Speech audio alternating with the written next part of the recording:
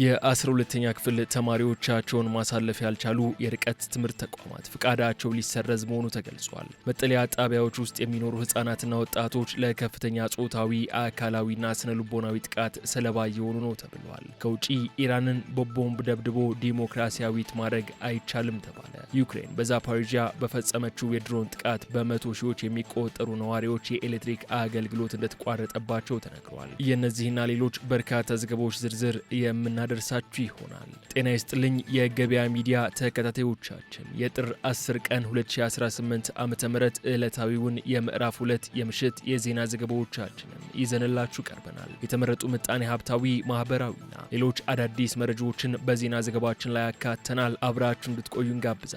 አሁን ወደ ዝርዝር መረጃዎች እንለፍ።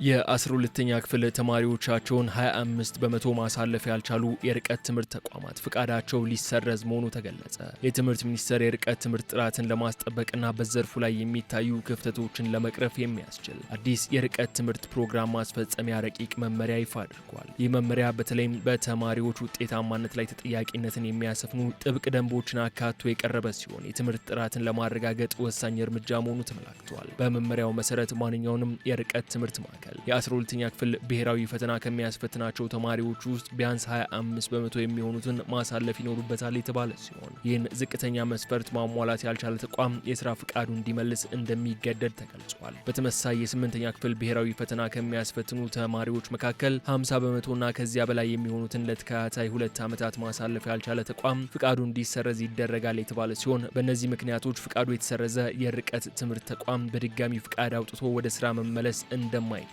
በረቂቁ ላይ በግልጽ ተደንግጓል። የመማር ማስተማር ሂደቱን ስርዓት ለማስያዝም የምዝገባ ወቅት በአመት 2 ጊዜ ብቻ እንዲከናወን የተወሰነ ሲሆን በዚህም መሰረት የመጀመሪያው ምዝገባ ከነሐሴ 15 እስከ መስከረም 30፣ ሁለተኛው ደግሞ በአመቱ አጋማሽ ከጥር 1 እስከ 30 ባሉት ቀናት ብቻ የሚከወን ይሆናል ተብሏል። በተጨማሪም ከርቀት ትምህርት ወደ መደበኛ ወይንም የማታ ትምህርት የሚደረግ ዝውውር ላይ ገደብ የተጣለ ሲሆን በ8ኛ ክፍል ብሔራዊ ፈተና ማለፊያ ነጥብ ያመጣ ተማሪ በቀጣዩ የትምህርት ዓመት ብቻ ወደ 9ኛ ክፍል መደበኛ ትምህርት መዘዋወር እንደሚችል ተመላክቷል።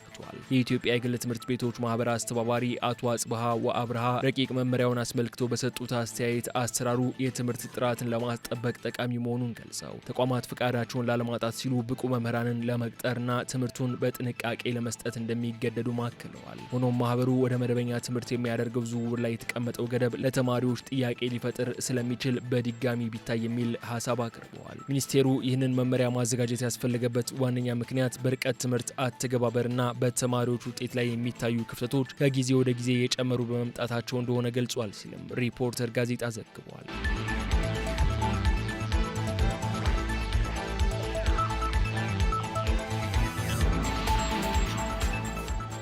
በኢትዮጵያ የሚገኙ ስደተኛ ህጻናትና ወጣቶች ለከፍተኛ ጾታዊና ስነ ልቦናዊ ጥቃቶች እየተጋለጡ መሆኑ ተገለጸ።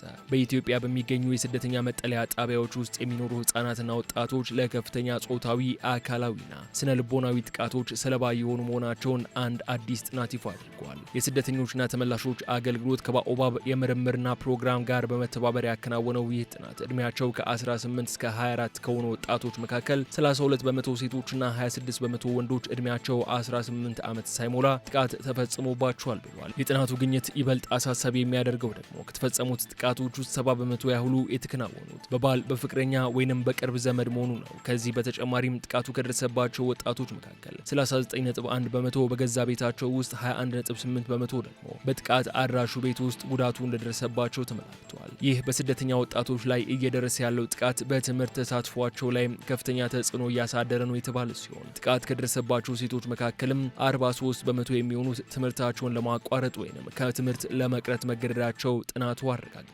በተለይም በልጃገረዶች ላይ የሚፈጸመው የአስገድዶ መድፈር ጥቃት በከፍተኛ ሁኔታ የሚጀምረው በ13 ዓመት ዕድሜያቸው መሆኑና ይህም በተለያዩ መንገዶች የሚፈጸምና ያለ ፍላጎት የሚፈጸሙ የሰውነት ንክኪዎችን እንደሚያካትት ተጠቁሟል። የስደተኞችና ተመላሾች አገልግሎት ዋና ዳይሬክተር ወይዘሮ ጠይባ ሐሰን ጥናቱ ይፋ በተደረገበት ወቅት እንደገለጹት በመጠለያ ጣቢያዎች ውስጥ የስደተኞች ደህንነት አሁንም አሳሳቢ አሳሳቢ ደረጃ ላይ ይገኛል ያሉ ሲሆን አክለውም ተጎጂዎች ጥቃት ሲደርስባቸው ሪፖርት የማድረግ ልምዳቸው አነስተኛ መሆኑን ጠቁመው በተለይም በግጭቶች ወቅት የሚፈጸሙ ጥቃቶችን በግልጽ የመናገር ዝንባሌ ባለመኖሩ የግንዛቤ ማስጨበጫ ስራዎች ተጠናክረው ሊቀጥሉ እንደሚገባ አሳስበዋል።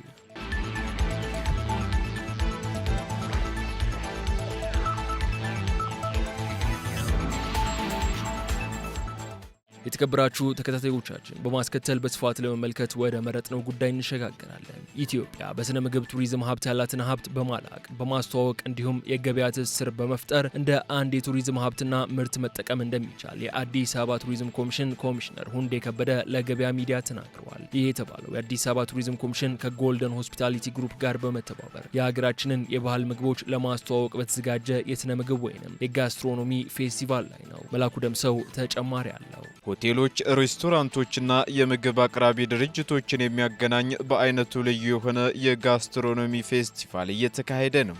አዲስ አበባ ቱሪዝም ኮሚሽን ከጎልደን ሆስፒታሊቲ ግሩፕ ጋር በመተባበር የሀገራችንን የባህል ምግቦች ለማስተዋወቅና የምግብ ዘርፉን ወደ ቱሪዝም ለመቀየር ሆቴሎች፣ ሬስቶራንቶችና የምግብ አቅራቢ ድርጅቶችን የሚያገናኝ በአይነቱ ልዩ የሆነ ሀገር በቀል የስነ ምግብ ፌስቲቫል እየተካሄደ ይገኛል። በዚህም የምግብ ቱሪዝም አሁን በዓለም ላይ እየታወቁ ከመጡ የቱሪዝም ምርቶች መካከል አንዱና በርካታ ሀገራት ይህን ምርት በአግባቡ በማስተዋወቅም የስነ ምግብ ቱሪዝም መዳረሻ እየሆኑ መጥተዋል ሲሉ የአዲስ አበባ ቱሪዝም ኮሚሽን ኮሚሽነር ሁንዴ ከበደ ተናግረዋል። በሀገራችንም በዚህ ዘርፍ በርካታ ያልተነገረላቸው የምግብ ዘርፍ ቱሪዝም ሀብቶች እንዳሉ የገለጹት ኮሚሽነሩ ይህን ሀብት በማወቅ በማስተዋወቅ እንዲሁም የገበያ ትስስር በመፍጠርም እንደ አንድ የቱሪዝም ሀብትና ምርት መጠቀም እንደሚቻል ለገበያ ሚዲያ ተናግረዋል። ሀገራችን ኢትዮጵያ የብዙ ተፈጥሮ፣ የታሪክ፣ የሰው ሰራሽ መስህብ ባለቤት እንደመሆኗ በተለይ በምግብ ዝግጅት ዘርፍ ለምግብ ቱሪዝም ወይም ጋስትሮኖሚ ቱሪዝም እምቅ ሀብት እንዳላት ይታወቃል። የምግብ ቱሪዝም አሁን ዓለም ላይ እየታወቀ ከመጡ የቱሪዝም ምርቶች መካከል አንዱ ሲሆን በርካታ ሀገራት ይህን ምርት በአግባቡ በማልማትና በማስተዋወቅ ትልቅ የምግብ ቱሪዝም መዳረሻ እየሆኑ ይገኛሉ። ሀገራችንም በዚህ ዘርፍ በርካታ ያልተነገረላቸው የስነ ምግብ ቱሪዝም ሀብት አላት። ይህን ሀብት በማላቅ በማስተዋወቅ እንዲሁም የገበያ ትስስርን በመፍጠር እንደ አንድ የቱሪዝም ሀብትና ምርት መጠቀም ይቻላል። ይህን ለማሳካትም ከጎልደን ሆስፒታሊቲ ግሩፕ ጋር በመሆን የተዘጋጀው የጋስትሮኖሚ ፌስቲቫል አንዱ ማሳያ ነው ያሉት ኮሚሽነሩ ሁንዴም ዓላማው ደግሞ በሀገራችንና በከተማችን ካሉ የባህል ምግቦች ሀብት አንጻር የባህል ምግቦቻችንን በማስተዋወቅ ጎብኚዎችንም በመሳብ እንደ አንድ የቱሪዝም ሀብት እንዲሆን ማገዝም ነው ብለዋል። የጎልደን ሆስፒታሊቲ ግሩፕ ተቋም ዋና ስራ አስፈጻሚ ሼፍ ሄኖክ ዘሪሁን በበኩላቸው በኢትዮጵያ ልክ እንደ ሌሎቹ የውጭ ሀገራት የምግብ ዘርፉ ላይ ትኩረት በመስጠት የራሳችን የሆኑ ባህላዊ ምግቦችን ለዓለም በማስተዋወቅም ከቀዳሚዎቹ ሀገራት ተርታ መሰለፍ ይጠበቅብናል ሲሉ ለገበያ ሚዲያ አብራርተዋል። ሀገራችን ልክ እንደ ሌላው ዓለም ማለትም እንደ ህንድ፣ ጣሊያን፣ ስፔን ወዘተ የመሳሰሉትን ሀገራቶች ትኩረት ሰጥተው በመስራት በዘርፉ ተጠቃሚ ሲሆኑ ቁጭ ብለን እየተመለከትን ከመቆዘም ከዚህ ተላቀን ዓለም ላይ የማይዘወተሩ የራሳችን የሆኑ እንቁ ምግቦቻችንን ይዘን ብንነሳ ከቀዳሚ ሀገራት ተርታ እንደምንሰለፍ በማመን ጭምር ነው። እንደሚታወቀው የምግብ ባህላችን በእጃችን ከመመገብ ጀምሮ በሌላ ዓለም ላይ ያልተለመደ በጋራ ተሰባስቦ የመመገብ እንደዚሁም ደግሞ ያቀራረብ ለየት ያሉ መገለጫዎቻችን ሆኑ ሁላችንም የምናውቀው ነው። በኢትዮጵያ ብቻ የሚበቅሉ ከ82 በላይ የሚገኙ ግብዓቶች የሚገኙባት በአራቱም አቅጣጫ ብትወጡ ተነግሮ የማያልቅ ባህል ያለን ሀገር ነው። ከዚህም ባሻገር ለመሬቶቻችን ከሚያበቅሏቸው አትክልቶች፣ ፍራፍሬዎች፣ ቅመማ ቅመም፣ ጥራጥሬ ልዩ የሚያደርጉን ብዙ ሀብቶች ብንዘረዝር ብዙ ልንል የምንችለው ነገር እንዳለን እናውቃለን። በተጨማሪም የኢትዮጵያ ጋስትሮኖሚና የምግብ ቱሪዝም የሀገራችንን ባህል ከማስተዋወቅም ባሻገር ከዘርፉ ተጠቃሚነትን የሚያረጋግጡና በዘርፉ ተሰማርቶ የሚገኙ ተቋማትን ጉልበት የሚጨምር መሆኑን መረዳት ያስፈልጋልም ብለዋል። የአዲስ አበባ ቱሪዝም ኮሚሽን የህዝብ ግንኙነትና ኮሚኒኬሽን ዳይሬክተሩ አቶ ብሩክ ታደሰ በበኩላቸው ኮሚሽኑ ከጎልደን ሆስፒታሊቲ ግሩፕ ጋር በመተባበር እያካሄደ የሚገኘው የጋስትሮኖሚ ፌስቲቫልና ኤክስፖ ሲዘጋጅ 3 ዋና ዓላማ እንዳለውም ተናግረዋል። እንደ ሀገር ደግሞ ስናይ ብዙ የባህል ምግቦች ያሉም ቢሆኑ እንኳን አሁንም የውጭ ሀገር ምግቦች ላይ ትኩረት ነበረ። የውጭ ሀገር ምግቦች ያው ለሚመጣ እንግዳ አስፈላጊ ነው፣ ወሳኝ ነው። ነገር ግን እኛም እንደ ሀገር ያለን ምርት ስላለ የከተማችንን ብራንድ ለማድረግም ጭምር እኛ እንደ ሀገር ያለን እንደ ከተማ ያለንን የባህል ምግቦች ወደ ዓለም ማስተዋወቅ ማውጣት ያስፈልጋል ማለት ነው። ስለዚህ የራሳችን የሆነውን ቴስት ወደ ዓለም ለማስተዋወቅ እንዲቻል ሰሞኑን እንደምናየው ጥር 11 የታላቁ ጥምቀት በዓል ይከበራል። ለዚህ በዓል ከውጭ ሀገር ወደ ሀገራችን የሚመጡ ብዙ እንግዶች አሉ፣ ሚሊዮን የሚቆጠሩ እንግዶች አሉ። ስለዚህ እነዚህ እንግዶችም ጥምቀትን ከመሳተፍ ጎን ለጎን ደግሞ ሳይድ ኢቨንት የምንለውን ይህንንም እንደ ሀገር ያለንን የባህል ምግቦቻችንንም ጭምር ጎብኝቶ ወደ ሀገራቸው እንዲመለሱ ሁኔታንም ለማመቻቸት ነው። በሶስተኛ ደረጃ ደግሞ እንግዲህ በዚህ ዘርፍ ያሉ በተለይ በባህል በምግብ ዘርፍ ላይ እየሰሩ ያሉ ሆቴሎች፣ ሬስቶራንቶችና እነዚህ የምግብ አቅራቢ ድርጅቶችም እዚህ የሚገናኙበት ቦታ ነው። ይሄ ዘርፉን ለማነቃቃትም እንደዚሁ ሰዎቹ በጋራ እንዲሰሩ ድርጅቶቹ አብሮ እንዲሰሩ ትልቅ የራሱን ድርሻ ይጫወታል ማለት ነው። ዳይሬክተሩ አክለውም በዚህ ዘርፍ ያሉ በተለይም በባህል በምግብ ዘርፍ ላይ እየሰሩ ያሉ ሆቴሎች፣ ሬስቶራንቶችና የምግብ አቅራቢ ድርጅቶችም እዚህ የሚገናኙበት መድረክ መሆኑን ተናግረዋል።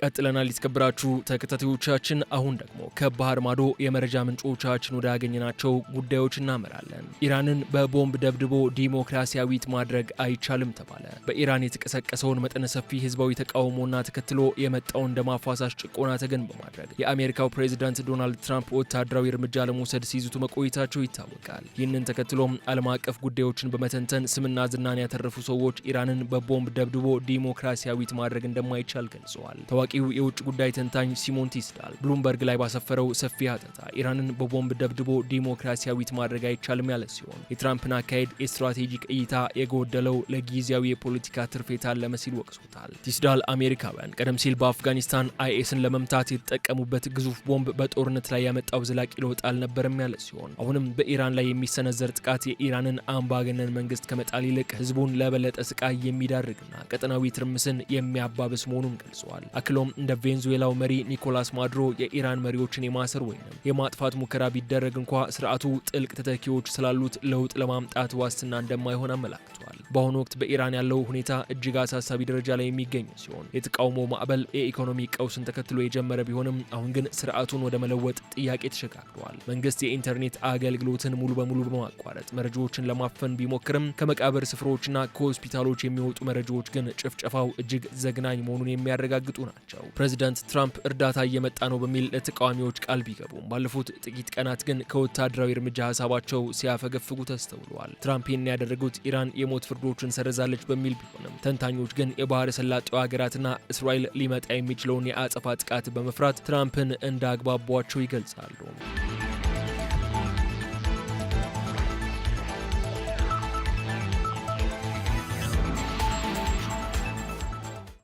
ዩክሬን በዛፖሪዥያ በፈጸመችው የድሮን ጥቃት በመቶ ሺዎች የሚቆጠሩ ነዋሪዎችን የኤሌክትሪክ አገልግሎት እንደተቋረጠባቸው ተገለጸ። በሩሲያ ቁጥጥር ስር በሚገኘው የዩክሬን ዛፖሪዥያ ግዛት ውስጥ በደረሰ የድሮን ጥቃት በመቶ ሺዎች የሚቆጠሩ ነዋሪዎች የኤሌክትሪክ አገልግሎት እንደተቋረጠባቸው የክልሉ ባለስልጣናት አስታውቀዋል። በሩሲያ የተሾሙት የክልሉ አስተዳዳሪ የቭጌኒ ባልትስኪ በቴሌግራም ገጻቸው ባስተላለፉት መረጃ መሰረት ጥቃቱ የተፈጸመው በኃይል አቅርቦት መሰረተ ልማቶች ላይ ሲሆን በዚህ ምክንያትም ከ200 ሺህ በላይ ደንበኞችና 386 ያህል ሰፈሮች ላይ መብራት እንደተቋረጠባቸው ገልጸዋል። ይህ መጠነ ሰፊ የኃይል መቋረጥ የተከሰተው አካባቢው እጅግ አስከፊ በሆነ የበረዶ ቅዝቃዜ ውስጥ ባለበት ወቅት ሲሆን የጥገና ባለሙያዎች አገልግሎቱን ለመመለስ ርብርብ እያደረጉ መሆኑ ተገልጿል።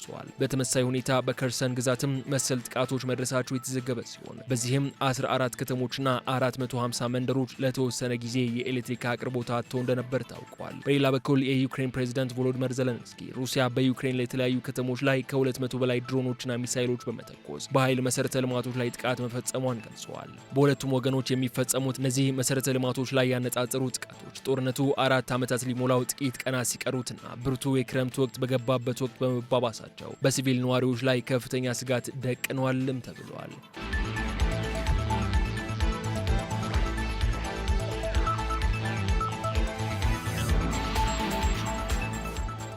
በመጨረሻም በጓቲማላ 3 እስር ቤቶች ውስጥ በተቀሰቀሰ አመጽ 46 ሰዎች መታገታቸው ተገለጸ። በጓቲማላ የአገሪቱ የማረሚያ ተቋማት የጸጥታ ሁኔታ ክፉኛ መናጋቱን ተከትሎ በ3 የተለያዩ እስር ቤቶች ውስጥ የሚገኙ ታራሚዎች ባነሱት የተቀናጀ አመጽ ቢያንስ 46 የሚሆኑ የማረሚያ ቤቶቹ ሰራተኞች መታገታቸው የአገሪቱ ባለስልጣናት አስታውቀዋል። ትናንት ቅዳሜ ጥር 9 ቀን 2018 ዓ.ም የጀመረው ይህ አመጽ በአገሪቱ ደቡባዊ ክፍል በሚገኘው ከፍተኛ ጥበቃ የሚደረግበት የሪኖቫሲዮን አንድ እስር ቤት በጓቲማላ ሲቲ ዳርቻ በሚገኘው የዞን 18 የወንዶች ማቆያና በፍራይሃንስ እስር ቤቶች ውስጥ በአንድ ጊዜ የተቀሰቀሰ ነው። ታጋቾቹ በአብዛኛው የማረሚያ ቤት ጠባቂዎች ሲሆኑ አንድ የስነ ልቦና ባለሙያም አብሮ መታገቱ ተረጋግጧል። እስካሁን ባለው መረጃ መሰረት በታጋቾቹ ላይ የደረሰ የሞትም ሆነ የአካል ጉዳት አለመኖሩን የአገሪቱ የአገር ውስጥ ጉዳይ ሚኒስተር ማርኮ አንቶኒዮ ቬሌዳ በሰጡት ጋዜጣዊ መግለጫ አስታውቋል። ይህ አስደንጋጭ ድርጊት ባሪዮ 18 ተብሎ በሚታወቀውና በአገሪቱ ከፍተኛ ስጋት በሆነው የወንበዴ ቡድን አባላት የተቀነባበረ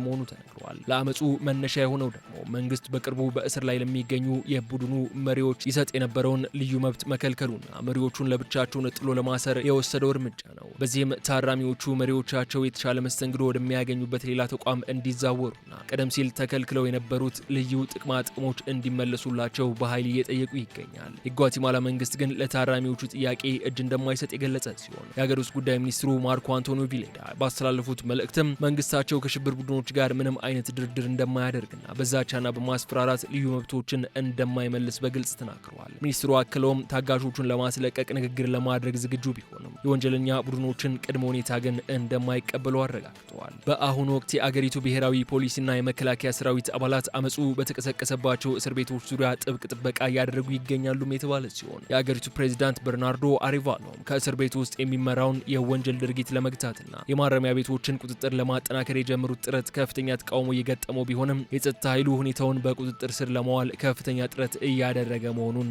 መግለጻቸው ተዘግቧል።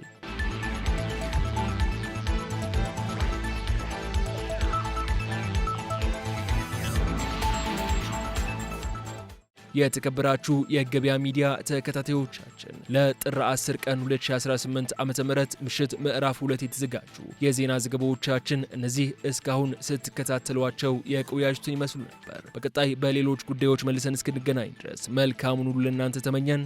ሰላም።